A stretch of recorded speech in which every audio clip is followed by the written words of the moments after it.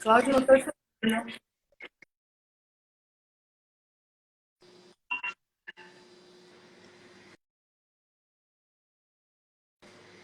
Tá me ouvindo?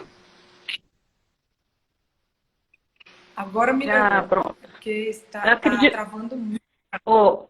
Pelo que eu estou entendendo, a minha imagem chega primeiro que o som para a senhora, tá? Então, vamos lá. Algumas pessoas estão questionando o fato da fibromialgia diminuir a capacidade laboral, mas não afastando o trabalho.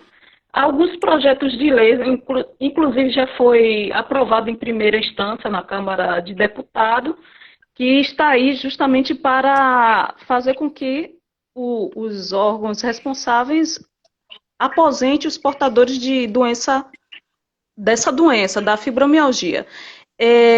No caso da senhora, quando a senhora pode indicar aquela pessoa como uma pessoa dentro dos critérios para estar se aposentando? A senhora, enquanto médica. Na verdade, Cláudia, eu já fui perita também. Então, o que nós fazemos?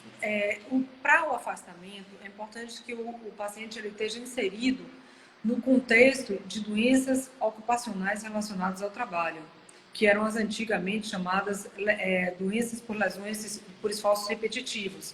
Então, dentro desse contexto de doenças relacionadas ao trabalho, que chama-se DORT, estão as tendinites, as bursites, a síndrome do túnel carpo, certo? As radiculopatias, algumas neuropatias, mas a fibromialgia ela não está inserida nesse contexto. Por quê? Principalmente porque não existe lesão estrutural. A fibromialgia ela não tem processo inflamatório, ela não tem degeneração, ela não tem lesão estrutural tecidual. Então, ela não está dentro do contexto de doenças relacionadas ao trabalho. Então, por isso que elas não estão dentro desse processo de aposentadoria, enfim, de afastamento, mas acontece que existe uma questão que você colocou aí muito bem, elas não são inflamatórias, elas não têm dano estrutural, mas elas incapacitam pela dor. Elas não incapacitam pela questão estrutural, mas sim pela dor. Então, por isso que existe esse movimento aí, porque quem tem a doença algumas questões nós sabemos que pioram as dores, como, por exemplo, os atritos, e alguns atritos relacionados ao trabalho podem piorar o contexto de dor, de ansiedade e de depressão desses indivíduos. Entende? Então, por isso que existe esse projeto com essa possibilidade. Mas hoje ainda não se considera a fibromialgia como uma doença ocupacional que leve à aposentadoria. Qual a relação da enxaqueca com a fibromialgia e se existe tratamento através da fisioterapia para a fibromialgia? Sim, um dos sintomas dentro desse contexto sindrômico da fibromialgia é a dor de cabeça, né? Só que existem diferenças em relação às características da dor de cabeça.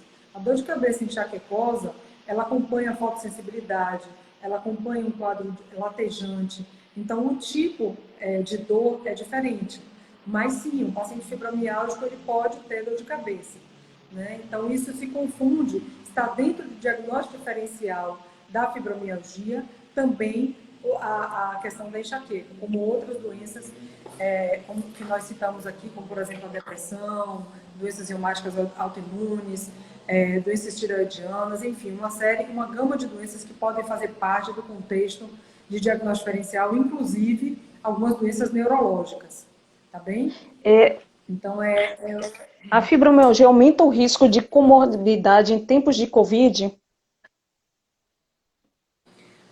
Na verdade, a COVID, o que nós temos visto e lido sobre essa questão é que o coronavírus, ele pode exacerbar o quadro de fibromialgia, como a maioria dos vírus. Então, as infecções, de um modo geral, sejam virais, bacterianas, elas podem incitar um aumento do quadro álgico. né, aumenta ainda mais a sensibilidade à dor do paciente fibromialgico. Então, os pacientes que estão mais suscetíveis a infecções, eles tendem, sim, a piorar, a agravar mais o quadro. Tem muitos fãs aqui falando, te amando, doutora. E quem não é fã tá virando fã agora, viu? Em época de Covid-19, se pode confundir sintomas como dores articulares e febre? Sim, na verdade, o que nós temos visto com a Covid é uma gama de sintomas, apesar de que eu quero deixar bem claro que a sintomatologia predominante da Covid é respiratória, e nesse caso, a fibromialgia não, o que a fibromialgia pode acarretar são sintomas de alteração urinária, são raros, mas podem acontecer, né? Sintomas relacionados à tontura, que são mais raros. De um modo geral, a sintomatologia da fibromialgia é dor generalizada, alteração de sono, alteração de memória e de concentração, né? Alteração de humor, são mais característicos. Então, existe essa distinção. Já a COVID, ela foca mais no estado febril, na questão respiratória de espirro, de tosse. Alguns casos já estão sendo vistos em relação a alterações cutâneas e há relatos de casos com sintomas neurológicos. Mas não se confundem esses diagnósticos. Tem algumas pessoas aqui assustadas porque, poxa, não é síndrome inflamatória, eu tomo anti-inflamatório para quê? Outra pessoa aqui perguntando, e sobre as tendinopatias associadas? Se houver, o pessoal está questionando isso.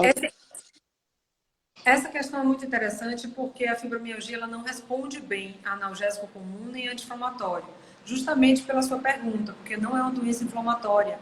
Então, é uma doença que tem componente de neurotransmissor, como eu falei, desregulação de neurotransmissor, e o componente maior, a depender do caso, pode ser a dor, a contratura muscular, o quadro depressivo, o quadro de ansiedade, e aí, nesse caso, o anti-inflamatório ele não é uma boa opção. Certo? Tem uma pergunta muito interessante aqui, Cláudia, em relação à vitamina D baixa.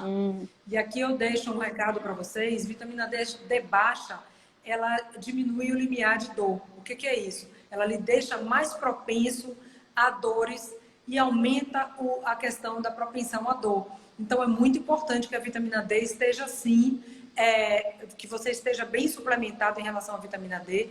E se você é fibromialgico e a vitamina D está baixa, é mandatória a suplementação de vitamina D. Tá bem? Porque além dela ter uma importância muito grande em relação à parte de óssea, mesmo de fortalecimento ósseo, porque é a vitamina D que puxa o cálcio para dentro do osso, certo? Ela que fortalece o osso a partir da atividade, da ativação por radiação solar. Mas, além disso, ela também interfere na questão de limiar de dor. Então, muito importante que a vitamina D esteja em níveis normalizados, né? Em bons níveis.